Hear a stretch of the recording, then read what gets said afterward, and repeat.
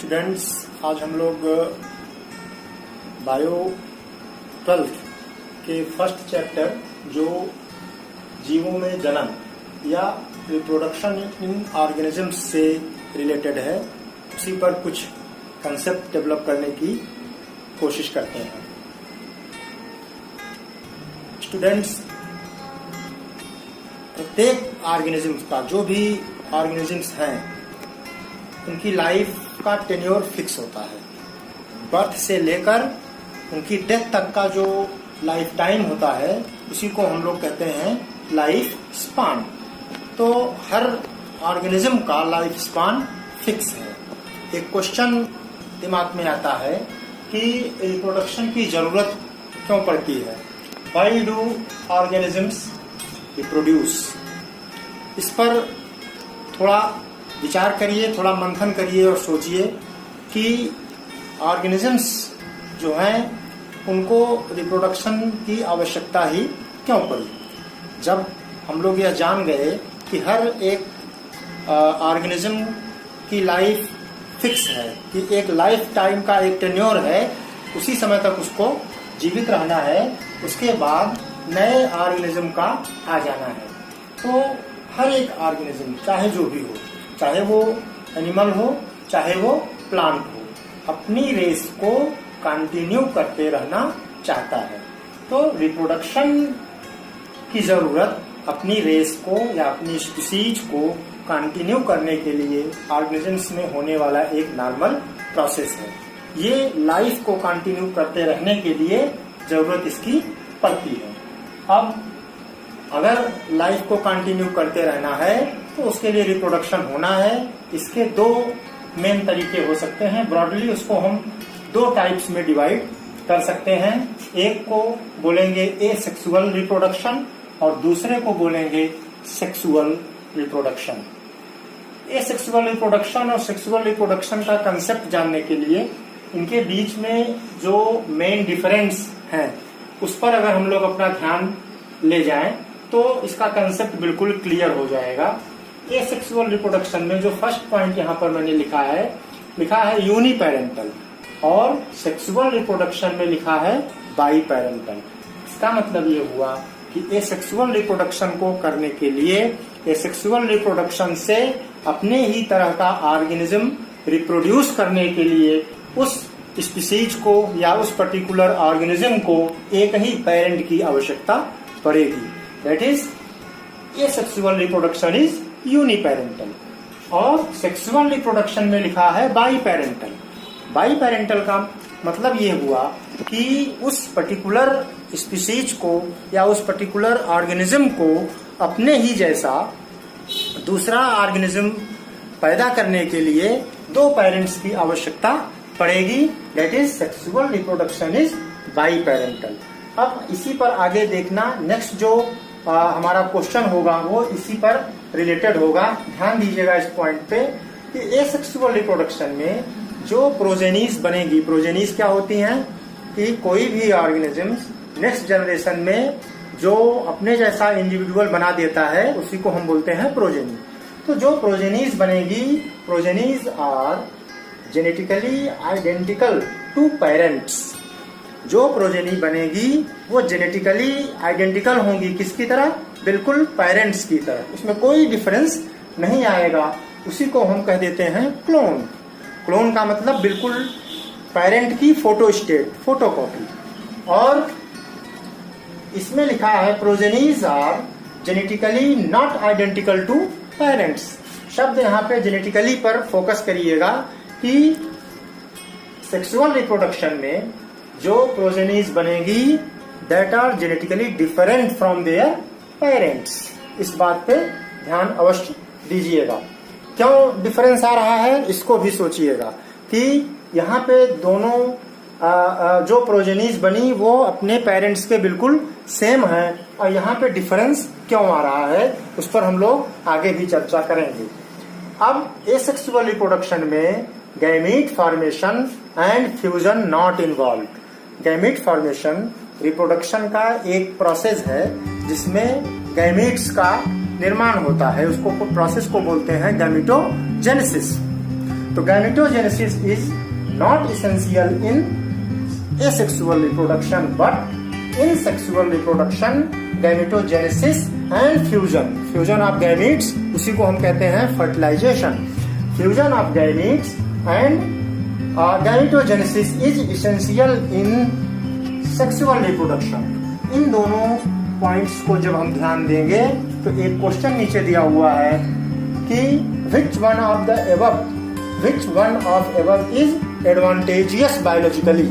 अगर biological point of view से देखें तो हमको आप सोचिए कि एसेक्सुअल रिप्रोडक्शन ज्यादा एडवांटेजियस है बायोलॉजिकली कि सेक्सुअल रिप्रोडक्शन ज्यादा एडवांटेजियस है। इस पर जब हम विचार करेंगे तो एक बात सेकेंड पॉइंट पे यहाँ पे आ रही है कि यहाँ पर बिल्कुल क्लोन पैदा हो रहा है।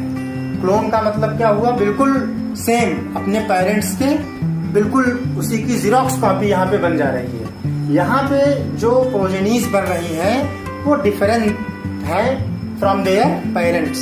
अपने पेरेंट्स से कुछ अलग हट करके यहाँ पे प्रोजेनीज आ रही हैं। इसका मतलब कि यहाँ पे जो प्रोजेनीज आएंगी उनमें बहुत सारे वेरिएशंस होंगे और आप सभी जानते हैं कि variation is the basic need, basic requirement, आप या ये कहें कि बेसिक टूल फॉर इवोल्यूशन।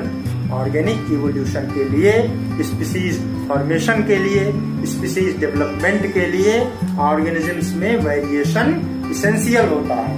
इसका मतलब ये हुआ कि sexual reproduction is more advantageous in comparison to asexual reproduction because in sexual reproduction a lot of variations are produced that is essential for organic evolution। तो इन दोनों रिप्रोडक्शंस पे अगर हम बात करें तो जरूरत इस बात की है कि कौन सा आसान मोड है रिप्रोडक्शन का और कौन सा थोड़ा कॉम्प्लेक्स है।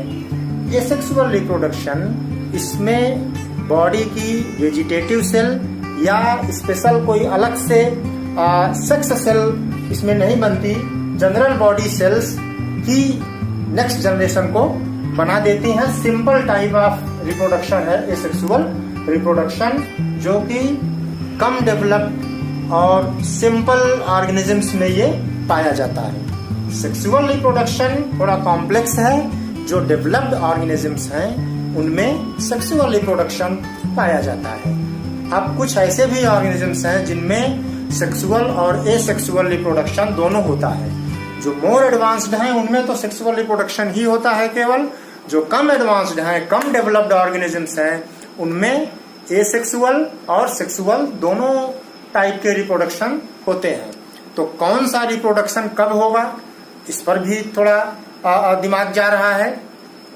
तो एसेक्सुअल रिप्रोडक्शन जनरली जब कंडीशंस बहुत फेवरेबल हों, सारा कुछ उस ऑर्गेनिज्म के फेवर में होता है, तो एसेक्सुअल रिप्रोडक्शन जनरली होता है। और जब कंडीशंस थोड़ी अनफेवरेबल होती हैं तो organisms move towards sexual reproduction.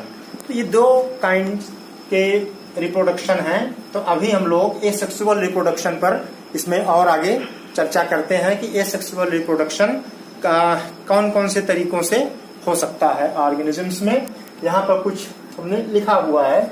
Asexual reproduction के पहले ही बताया कि इसमें गैमेटोजेनेसिस या किसी सेक्सुअल सेल्स का निर्माण नहीं होना है।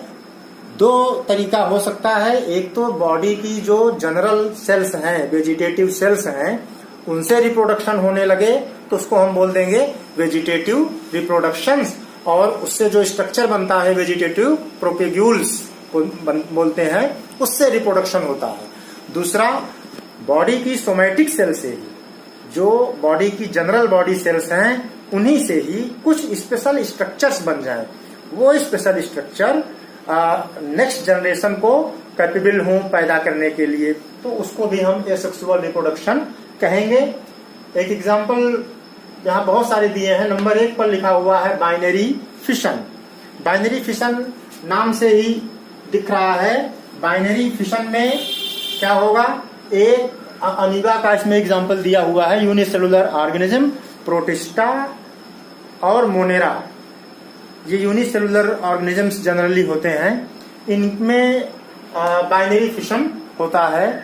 और एक और कभी कभी कोई क्वेश्चन पूछ सकता है कि भाई अमीबा इमोर्टल है, अमीबा अमर है, ऐसा कैसे हो सकता है? तो जो यूनिसेलुलर ऑर्गेनिजम्स हैं जिनमें बाइनरी फिशन होता है, एक्चुअली जब उनकी बॉडी, ये अमीबा की बॉडी है, ये जब इसको नेचुरल डेथ की तरफ ये बढ़ने लगता है, उसके पहले ये डिवाइड कर जाता है और एक अमीबा दो अलग अलग अमीबे में कन्वर्ट हो जाता है। बीच से यहाँ पे इन्वेजिनेशन होता है, ये बॉडी धीरे धीरे अंदर इन्वेजिनेट करती जाएगी और ये जो न्यूक्लियस है माइटोटिक सेल डिवीजन से दो न्यूक्लियस में डिवाइड कर जाएगा और एक अमीबा से दो अमीबा बन जाएगा। इस प्रकार के प्रोसेस को बोलते हैं बाइनरी फिशन। इसीलिए ये इमोर्टल है कि मरने से पहले, डेथ तक जाने से पहले ही ये दो में डिवाइड कर गया। इसकी नेचुरल डेथ अमीबा में नहीं होती, इसीलिए इसको कहते हैं कि अमीबा इज इमोर्टल और unicellular organisms are immortal. Second kind का देखिए लिखा है बडिंग। ईस्ट में हाइड्रा में बडिंग पाई जाती है। बडिंग में क्या होता है, एक जनरल बॉडी सेल है, यूनिसेलुलर है ईस्ट, इसके बॉडी सरफेस पे ही एक बड जैसा स्ट्रक्चर बनने लगे, छोटा सा बड बना, फिर और आगे ये बना और इससे डिटैच किया, डिटैच करके यहाँ भी माइटोटिक सेल डिवीजन हो जाएगा न्यूक्लियस का, न्यूक्लियस डिवाइड करेगा और एक न्यूक्लियस इधर आ जाएगा, एक न्यूक्लियस यहीं पर रहेगा, एक बॉडी ईस्ट की बड़ी बन जाएगी मेन सेल और उससे एक बड बन करके डिटैच कर गई, ये भी ग्रो करके पूरा नए ईस्ट का निर्माण कर देगी। इस प्रकार के एसेक्सुअल रिप्रोडक्शन के काइंड को बडिंग बोलते हैं, जो कि ईस्ट में, हाइड्रा में, इन सब में पाया जाता है। एक और स्ट्रक्चर यहाँ पे लिखा हुआ है जेम्यूल। जेम्यूल स्पंजेस में मेनली पाया जाता है और ये भी बडिंग का ही एक काइंड है। यहाँ पर जो बड बन रही है बॉडी के बाहर, सरफेस के बाहर बन रही है, अगर यही बड बॉडी के अंदर बनने लगे, कुछ स्पेशल काइंड की सेल्स हों और वो एग्रीगेट करके एक स्ट्रक्चर बना दें, that structure is capable to give rise to new organism, उसी को हम बोलेंगे जेम्यूल। इंटरनल बड है। स्पोर, एल्गी और फंजाई जो लोअर ऑर्गेनिजम्स हैं, उनकी जो बॉडी का स्ट्रक्चर होता है माइसीलियम से बना होता है। माइसीलियम एक नेटवर्क है, सिंगल यूनिट को हाइफी, तो एक पर्टिकुलर हाइफी पर बहुत सारे छोटे छोटे राउंड या अलग अलग शेप के स्ट्रक्चर्स बन जाते हैं, तो वो पर्टिकुलर हाइफा स्पोरेंजियोफोर कहलाता है और उस पर बहुत सारे स्पोर्स डेवलप होते हैं और वो सारे स्पोर्स सेट करके जितने स्पोर्स बनेंगे सारे नए नए ऑर्गेनिजम्स को बना देंगे। तो स्पोर फॉर्मेशन एल्गी में और फंजाई में होता है। और आगे जब बढ़ेंगे तो कोनिडिया, ये भी एक स्पेशल काइंड का स्पोर है जो कि पेनिसिलियम, ये भी एक फंगस है, पेनिसिलियम में पाया जाता है। और भी बहुत सारे स्ट्रक्चर्स होते हैं जो एसेक्सुअल रिप्रोडक्शन के तरीकों में आते हैं। अब ये तो स्पेशल स्ट्रक्चर्स बने बॉडी में, जो वेजिटेटिव बॉडी स्ट्रक्चर्स के से हट करके नए नए स्ट्रक्चर्स बने। अगर वेजिटेटिव बॉडी के ही या सोमैटिक सेल्स में ही जो वेजिटेटिव बॉडी पार्ट है उसी का कोई पार्ट डेवलप करके नेक्स्ट जनरेशन को प्रोड्यूस कर दे, तो उस काइंड के एसेक्सुअल रिप्रोडक्शन को हम बोलते हैं वेजिटेटिव रिप्रोडक्शन। और उसमें जो स्ट्रक्चर्स बनेंगी उनको बोलेंगे वेजिटेटिव प्रोपेग्यूल्स। एग्जाम्पल, एक ट्यूबर नाम सभी ने सुना होगा। अंडरग्राउंड पोटैटो का जो स्टेम है उसको ट्यूबर कहते हैं। उस पर बहुत जगह जगह इसको हम आंख बोलते हैं, आईज, वही नोड्स हैं और every node is capable to give rise to new potato plant. तो ये अंडरग्राउंड स्टेम पोटैटो ट्यूबर। उसी तरह से हॉरिजॉन्टल स्टेम राइजोम कहलाता है, जो कि जिंजर में होता है। राइजोम पर भी नोड और इंटरनोड होती हैं, नोड से नए जिंजर प्लांट का डेवलपमेंट हो सकता है। एगेव प्लांट में बल्बिल स्ट्रक्चर बनता है। बल्बिल क्या है? बल्बिल एक फ्लोरल बड है, मॉडिफाइड फ्लोरल बड है, that bud is capable to give rise to new plant. तो बड से नए प्लांट का डेवलपमेंट हो जाता है। बल्ब, ओनियन में अंडरग्राउंड बल्ब होता है जो स्टेम का मॉडिफिकेशन है, वो भी कैपेबल है नेक्स्ट जनरेशन को बनाने के लिए। कार्म, कोलोकेशिया प्लांट में जो अंडरग्राउंड स्टेम का पार्ट होता है उसको कार्म बोलते हैं, और कार्म से भी नए प्लांट का डेवलपमेंट हो जाता है। ऑफसेट, वाटर हाइसेंथ, नाम सुना होगा सभी ने। वाटर हाइसेंथ, हिंदी में उसको जलकुंभी बोलते हैं। इसी को टेरारा बंगाल भी कहा जाता है। वीड है जो कि बहुत तेजी के साथ वाटर में ग्रो करती है और वाटर की ऑक्सीजन को एब्जॉर्ब करके उसको डिप्लीट कर देती है, जिससे कि उस वाटर बॉडी का बीओडी बहुत बढ़ जाता है। ऑक्सीजन का लेवल कम हो जाने से जो एक्वेटिक एनिमल्स होते हैं वो डेथ उनकी होने लगती है। तो इसलिए ये बहुत ही खतरनाक वीड है। उसमें जो दो प्लांट के बीच का जो ज्वाइनिंग स्टेम का पार्ट होता है उसी को बोलते हैं ऑफसेट। उसमें जगह जगह बहुत छोटी छोटी नोड्स पाई जाती हैं, and every node of water hyacinth is capable to give rise to new plant. ठीक उसी तरह से एक लीफ आप लोगों ने सुना भी होगा, ब्रायोफाइलम। ब्रायोफाइलम की लीफ का जो लेमिना होता है, लेमिना पे जहां जहां कट होता है वहां वहां से नए नए प्लांट्स निकलने लगते हैं। तो वहां पे लीफ जो है वो कैपेबल है to give rise to new plant. तो ये बहुत सारे तरीके हैं। इसी तरह से उसका रोज प्लांट का स्टेम को हम कट करके लगाते हैं, उससे नया प्लांट डेवलप कर जाता है। तो एसेक्सुअल रिप्रोडक्शन में बहुत सारे तरीके हैं जिनमें वेजिटेटिव पार्ट से या वेजिटेटिव सेल से बनने वाले स्पेशल स्ट्रक्चर्स से न्यू प्लांट का डेवलपमेंट हो जाता है, और वो पर्टिकुलर स्पीसीज अपने रेस को कंटिन्यू करती रह जाती है। और यही फेट था, यही जरूरत थी किसकी? रिप्रोडक्शन की। अपने जैसा ही वो ऑर्गेनिज्म एसेक्सुअल मोड से बना देता है। तो इस तरह से आज हम लोगों ने एसेक्सुअल रिप्रोडक्शन पर इस वीडियो में कुछ डिस्कस किया है, कुछ बात किया है, आपको कुछ अपनी बात मैंने बताया है। आप अपना कंसेप्ट, अपना विचार इसमें और जोड़ करके इसको और अच्छे से अपने दिमाग में डेवलप कर लीजिएगा। नेक्स्ट वीडियो में हम लोग सेक्सुअल मोड ऑफ रिप्रोडक्शन, जिसमें बाई पेरेंटल होता है, जिसमें बहुत सारे वेरिएशंस होने के चांसेस होते हैं, उस पर हम लोग चर्चा करेंगे। Thank you.